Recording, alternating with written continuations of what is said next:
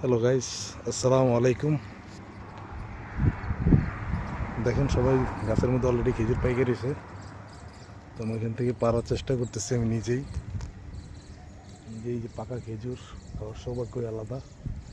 আল্লাহ রিজিকে যেগুলো লিখে রাখছে ওগুলোই। এই দেখেন খেজুর পারলাম, পাকা খেজুর। আমাদের এখানে প্রচুর খেজুর ধরছে, দেখতেছেন প্রতিটা গাছে ভরপুর খেজুর। এগুলো অনেক বড় বড় খেজুর। খেজুর গাছে প্রচুর খেজুর পেয়ে গেছে। আল্লাহর রহমতে আমাদের সৌভাগ্য যে আমরা ডাইরেক্ট গাছ থেকে খেজুর খাইতে পারছি। দেখেন খেজুরগুলো পাইকে দিছে।